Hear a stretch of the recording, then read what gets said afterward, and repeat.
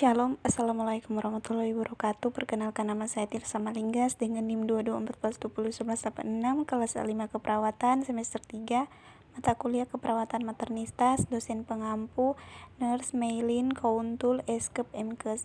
Video ini saya buat untuk memenuhi ujian akhir semester di Universitas Pembangunan Indonesia Manado. Kita akan membahas tentang anatomi fisiologi sistem reproduksi pada wanita secara mudah dan singkat. Struktur organ reproduksi wanita terbagi menjadi dua, organ eksternal dan organ internal. Oke, mari kita bahas satu persatu. Organ reproduksi eksternal. Yang akan kita bahas yang pertama mons pubis, labia mayor, labia minor, klitoris, vestibulum, himen, dan perineum. Mons pubis atau mons veneris adalah jaringan lemak subkutan berbentuk bulat yang lunak dan padat serta merupakan jaringan ikat di atas simfisis pubis. Mons pubis banyak mengandung kelenjar minyak dan dapat ditumbuhi rambut berwarna hitam, kasar, dan ikal pada masa pubertas. Mons ini berperan dalam fungsi seksualitas dan melindungi simfisis pubis selama koitus atau hubungan seksual. Semakin bertambahnya usia, jumlah jaringan lemak di tubuh wanita berkurang dan rambut pubis menipis. Selanjutnya ada labia mayor. Labia mayor adalah dua lipatan kulit panjang melengkung yang menutupi lemak dan jaringan ikat yang menyatu dengan mons pubis. Memanjang dari mons pubis ke arah bawah mengelilingi labia minor, berakhir di perineum pada garis tengah.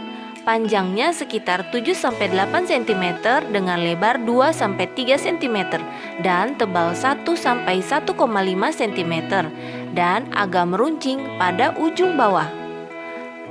Labia mayor melindungi labia minor, meatus urinarius, dan introitus vagina atau lubang vagina.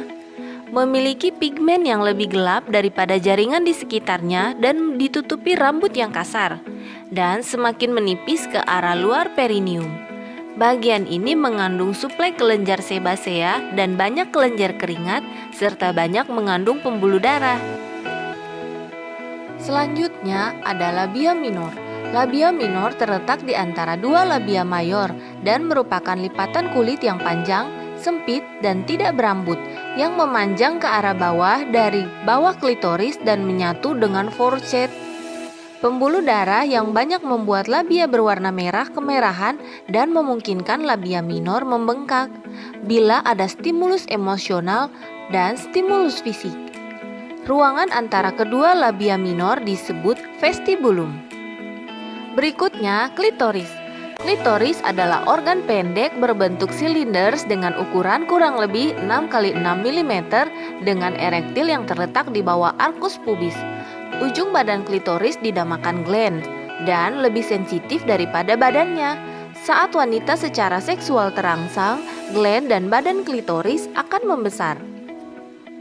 Klitoris ditutupi oleh lapisan kulit atau epidermis tipis yang kaya dengan saraf sensorik.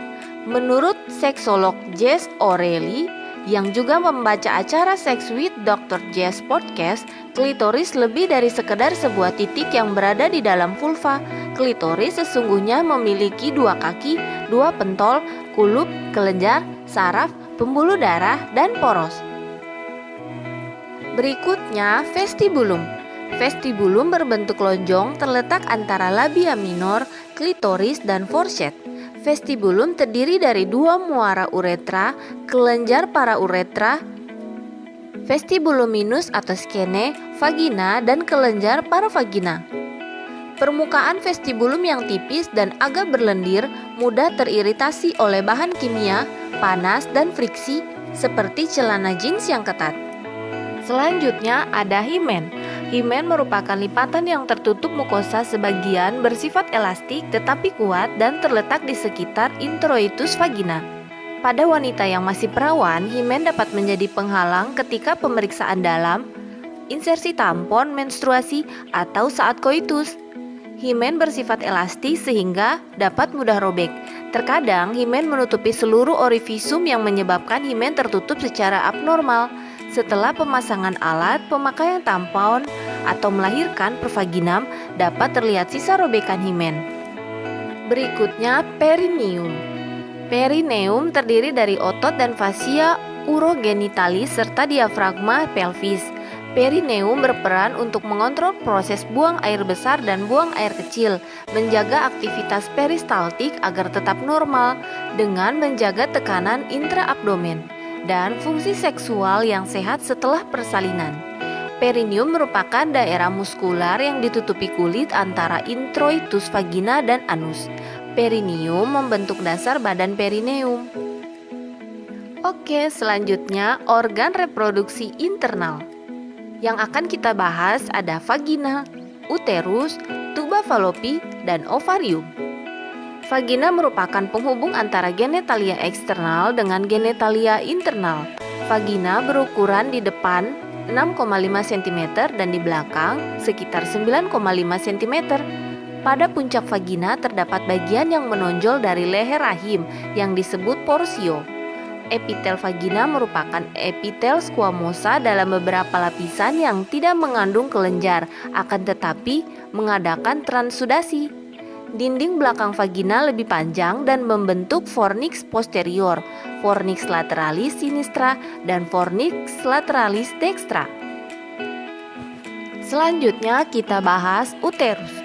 Uterus berbentuk seperti buah alpukat atau buah pir yang sedikit gepeng, terletak dalam rongga pelvis di antara rektum dan kandung kemih. Panjang uterus 7-7,5 cm, lebar 5 cm, dan tebal 2,5 cm. Uterus pada wanita dewasa terletak di sumbu tulang panggul dalam posisi anteversiofleksi, membentuk sudut dengan vagina. Korpus uteri di arah depan membentuk sudut 120-130 derajat dengan serviks uteri. Uterus terdiri dari fundus uteri ditutupi oleh peritoneum berhubungan dengan fascies vesicalis dan permukaan internalis. Pada bagian atas bermuara tuba uterin yang menembus dinding uterus. 2. Ada korpus uteri. Di dalamnya terdapat rongga yang membuka keluar melalui saluran kanalis cervicalis. Bagian ini merupakan tempat berkembangnya janin. Ketiga, ada serviks uteri, merupakan bagian uterus yang menyempit berbentuk kerucut dengan apeks yang menjulur ke bawah dan ke belakang dan sedikit lebar di pertengahan. Serviks di bagian atas terdiri dari dua bagian, ada porsio supravaginalis dan porsio vaginalis. Uteri interna terdiri dari endometrium, terdiri dari jaringan epitel dan kelenjar yang banyak mengandung pembuluh darah.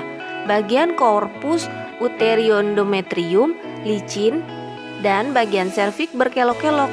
Kelenjarnya bermuara pada kanalis cervicalis. Pertumbuhan dan fungsi endometrium dipengaruhi oleh hormon steroid ovarium. Kedua, ada myometrium, lapisan otot yang tersusun sedemikian rupa sehingga dapat mendorong isinya pada waktu persalinan dan dapat mengecil kembali setelah plasenta keluar. Ketiga, perimetrium atau lapisan luar, dilapisi oleh peritoneum visceralis. Ditemukan pada dinding korpus uteri serosa atau peritoneum uterus. Berikutnya ada tuba fallopi. Tuba fallopi terdiri dari pars interstialis, bagian tuba yang terdapat di dalam uterus, pars ismica, bagian sempit pada sudut antara uterus dan tuba, pars ampularis, bagian yang membentuk saluran yang lebar meliputi ovarium, dan infundibulum, bagian ujung tuba yang terbuka mempunyai umbul yang disebut fibrae, melekat pada ovarium untuk menangkap telur yang dilepas oleh ovarium menuju tuba.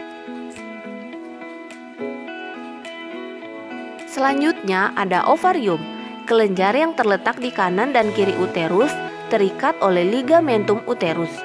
Ovarium berhubungan dengan uterus melalui ligamentum ovari propium, terletak pada lapisan belakang ligamentum latum. Bagian ovarium yang berada di dalam kavum peritoni dilapisi oleh epitelium kubik silindrik, disebut epitelium germinativum. Selanjutnya kita bahas hormon-hormon pada wanita. Ada hormon estrogen, progesteron, testosteron, FSH, LH, dan oksitoksin. Hormon estrogen diproduksi di ovarium atau indung telur dan juga diproduksi oleh kelenjar adrenal dan plasenta. tetapi hanya dalam jumlah yang sedikit. Estrogen meningkatkan pertumbuhan kelenjar mamae, merupakan hormon feminisme wanita, terutama disebabkan oleh hormon androgen. Kerja estrogen pada uterus, vagina, dan beberapa jaringan lainnya menyangkut interaksi dan reseptor protein dalam sitoplasma sel. Estrogen berperan dalam proses keluarnya ASI setelah persalinan, mengatur mood atau suasana hati. Estrogen mempermudah pertumbuhan folikel ovarium dan meningkatkan tuba uteril, jumlah otot uterus, dan kadar protein kontraktil uterus. Penurunan produksi estrogen dapat menimbulkan berbagai gangguan seperti menstruasi yang tidak teratur, vagina kering, suasana hati tidak menentu, menopause, dan osteoporosis pada wanita usia lanjut. Kedua, hormon progesteron. Hormon progesteron dihasilkan oleh korpus luteum dan plasenta yang mengatur perubahan endometrium dan perubahan siklik dalam serviks dan vagina. Progesteron menurunkan kepekaan otot endometrium, sensitivitas miometrium terhadap oksitoksin, dan aktivitas listrik spontan miometrium sambil meningkatkan potensial membran, serta meningkatkan suhu basal pada saat ovulasi. Hormon progesteron berpengaruh terhadap siklus menstruasi dan ovulasi. Saat wanita mengalami ovulasi atau sedang berada di masa subur, hormon ini akan membantu mempersiapkan lapisan dalam rahim yang disebut endometrium untuk menerima sel telur yang telah dibuahi oleh sperma. Bila tidak terjadi pembuahan, kadar hormon progesteron dalam tubuh akan turun dan memicu menstruasi. Selanjutnya ada hormon testosteron. Kadar testosteron pada tubuh wanita memang tidak sebanyak pada pria, namun hormon ini tetap memiliki fungsi yang penting bagi kesehatan wanita, yang berperan dalam mengatur libido atau gairah seksual dan menjaga kesehatan vagina, payudara, dan kesuburan, meningkatkan fungsi kognitif otak, mengatur suasana hati, dan menjaga kesehatan tulang. Selanjutnya, hormon luteinizing atau LH. Hormon ini berperan dalam masa pubertas untuk membantu tubuh mengatur siklus menstruasi dan ovulasi. Hormon ini diproduksi oleh kelenjar hipofisis di otak. Kadar hormon ini pada wanita akan meningkat saat menstruasi dan setelah menopause. Kadar hormon luteinizing yang terlalu tinggi pada tubuh wanita dapat mengakibatkan masalah reproduksi. Selanjutnya, hormon follicle stimulating atau FSH. Hormon ini diproduksi di kelenjar hipofisis dan berperan penting dalam sistem reproduksi, membantu mengendalikan siklus menstruasi dan produksi sel telur di ovarium. Kadar hormon FSH yang rendah menandakan bahwa wanita tidak mengalami ovulasi, adanya gangguan pada kelenjar hipofisis, atau bisa juga menandakan kehamilan.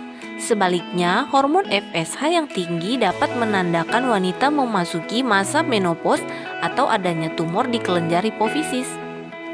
Berikutnya, hormon oksitoksin. Hormon ini diproduksi oleh kelenjar hipofisis, umumnya akan meningkat selama kehamilan, khususnya ketika menjelang persalinan. Ketika kadar hormon meningkat, rahim akan terangsang untuk berkontraksi dan mempersiapkan proses persalinan. Setelah melahirkan, oksitoksin akan merangsang kelenjar payudara untuk menghasilkan ASI. Selamat datang di Universitas Pembangunan Indonesia Manado, yang terletak dekat dengan kawasan bisnis Bahu Mall Manado. Tempatnya di Kelurahan Bahu, lingkungan 3 Manado, sangat strategis di pusat kota Manado. Dibangun di atas lahan seluas 2,5 hektar, Universitas Pembangunan Indonesia Manado berdiri megah dengan ruangan 7 lantai, terdiri dari ruangan kelas, ruangan kantor, perpustakaan, laboratorium komputer, laboratorium keperawatan, pengadilan semu, dan laboratorium bahasa, kantin, serta rooftop di lantai atas. Universitas Pembangunan Indonesia Manado memiliki 6 fakultas dengan program studi, yaitu Fakultas Pertanian, Prodi Agribisnis, Fakultas Hukum, Prodi Hukum, Fakultas Teknik, Prodi Teknik Elektro dan Teknik Sipil, Fakultas Ilmu Sosial Ilmu Politik, Prodi Ilmu Politik, Fakultas Sastra, Prodi Sastra Inggris, Fakultas Keperawatan, Prodi Ilmu Keperawatan dan Profesi Nurse.